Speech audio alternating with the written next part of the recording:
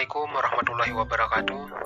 Perkenalkan, saya Muhammad Randy, peserta Latsar CPNS BPSDMD Provinsi Kalimantan Selatan, Angkatan ke-18 Kelompok 2. Di sini saya akan memaparkan tentang etika publik.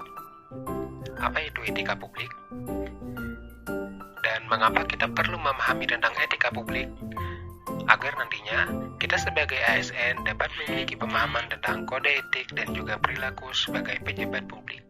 Nah, sekarang ayo kita sama-sama pelajari tentang etika publik. Etika. Menurut Azumardi Azra, etika dipandang sebagai karakter atau etos individu atau suatu kelompok berdasarkan nilai-nilai dan norma-norma luhur. Sedangkan menurut Rekokur, mendefinisikan etika sebagai tujuan hidup yang baik bersama dan untuk orang lain di dalam institusi yang adil. Jadi, etika lebih dapat dipahami sebagai sistem penilaian perilaku serta keyakinan untuk menentukan perbuatan yang pantas guna menjamin adanya perlindungan hak-hak individu. Dengan demikian, etika lebih dipahami sebagai refleksi atas baik atau buruk, benar atau salah yang harus dilakukan, atau bagaimana melakukan yang baik atau yang benar. Sedangkan moral lebih mengacu kepada kewajiban untuk melakukan yang baik atau apa yang seharusnya dilakukan. Kode etik. Kode etik adalah aturan-aturan yang mengatur tingkah laku dalam suatu kelompok khusus. Sudut pandangnya hanya ditujukan pada hal-hal prinsip dalam bentuk ketentuan-ketentuan tertulis. Adapun kode etik profesi dimaksudkan untuk mengatur tingkah laku atau etika suatu kelompok khusus dalam masyarakat melalui ketentuan-ketentuan tertulis yang diharapkan dapat dipegang teguh oleh sekelompok profesional tertentu. Jadi, dalam kaitannya dengan pelayanan publik, etika publik adalah refleksi tentang standar atau norma yang menentukan baik atau buruk, benar atau salah, perilaku, tindakan, dan keputusan untuk mengarahkan kebijakan publik dalam rangka menjalankan tanggung jawab pelayanan publik. Dalam rangka menjalankan dan tanggung jawab pelayanan publik, ada 3 fokus utama dalam pelayanan publik, yaitu pertama, pelayanan publik yang berkualitas dan relevan. Yang kedua, sistem dimensi reflektif. Etika publik berfungsi sebagai bantuan dalam menimbang atau pilihan sarana kebijakan publik dan alat evaluasi. Yang ketiga, modalitas etika, yaitu menjembatani antara norma moral dan juga tindakan faktual. Adapun 15 nilai-nilai dasar etika publik. Yang pertama, memegang teguh ideologi Pancasila, setia dan mempertahankan Undang-Undang Dasar Negara Republik Indonesia tahun 1945 serta pemerintahan yang sah. Yang ketiga, mengabdi kepada negara dan rakyat Indonesia. Keempat, menjalankan tugas secara profesional dan bertindak sepihak. Membuat keputusan berdasarkan prinsip keahlian, menciptakan lingkungan kerja yang non-diskriminatif, memelihara dan menjunjung tinggi standar etika luhur, mempertanggungjawabkan tindakan dan kinerja kepada publik.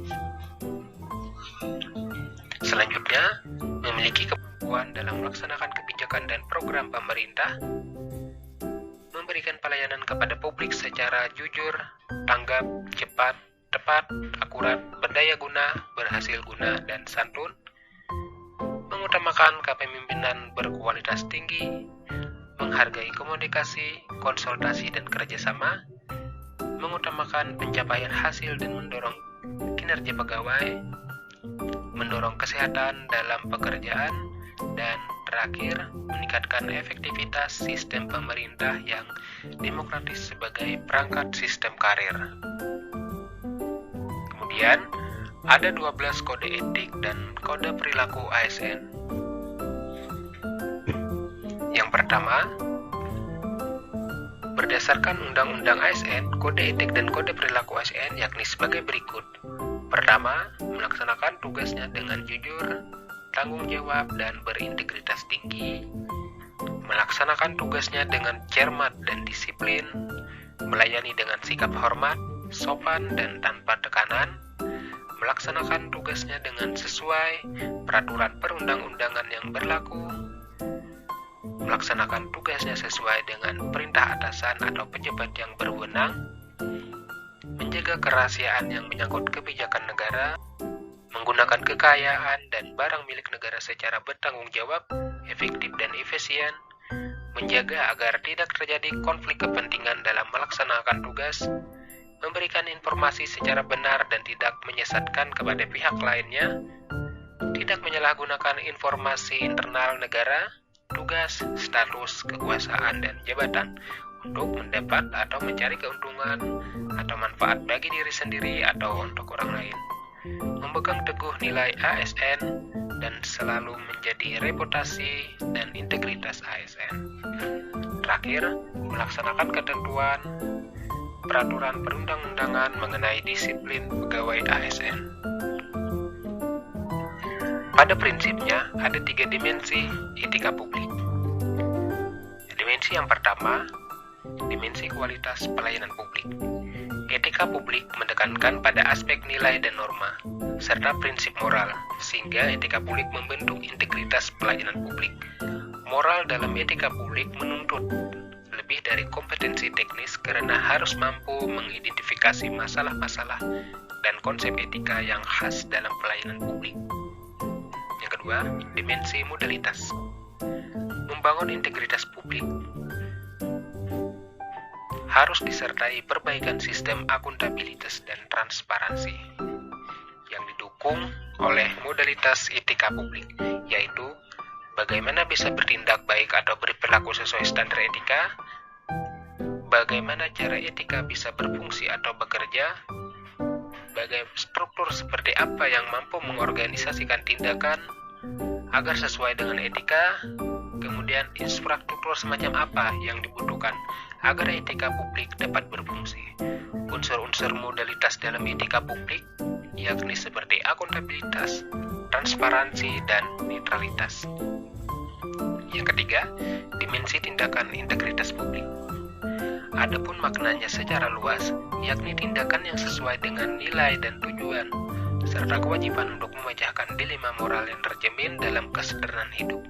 Integritas publik dapat dimaksudkan kualitas dari pejabat publik yang sesuai nilai, standar, aturan moral yang diterima masyarakat.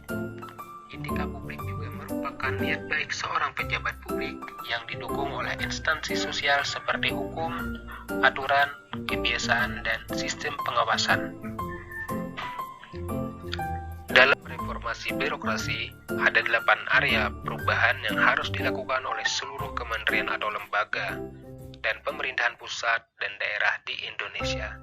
Yang pertama, manajemen perubahan. Yang kedua, penataan peraturan perundang-undangan. Yang ketiga, melakukan penataan dan penguatan organisasi. Yang keempat, penataan terlaksananya. Yang kelima, penataan sistem manajemen sumber daya manusia. Keenam, penataan penguatan akuntabilitas. Yang ketujuh, penataan penguatan pengawasan. Yang kedelapan, peningkatan pelayanan publik. Keberhasilan dalam melaksanakan 8 area perubahan ini diharapkan dapat mewujudkan birokrasi yang bersih dari KKN, pelayanan publik yang berkualitas, serta meningkatnya kapasitas dan akuntabilitas kinerja. Sebagai pelayanan, tentu saja pejabat publik harus memahami keinginan dan harapan masyarakat yang harus dilayaninya. Demikian pemaparan saya tentang etika publik. Dalam setiap aktivitas seseorang, baik sebagai aparatur sipil negara ataupun sebagai anggota masyarakat, selalu melekat di dalamnya nilai-nilai etika. Semoga nantinya kita sebagai ASN dapat memberikan pelayanan yang terbaik kepada masyarakat di instansi kita masing-masing. Akhir kata dari saya, sekian dan terima kasih. Wassalamualaikum warahmatullahi warahmatullahi wabarakatuh.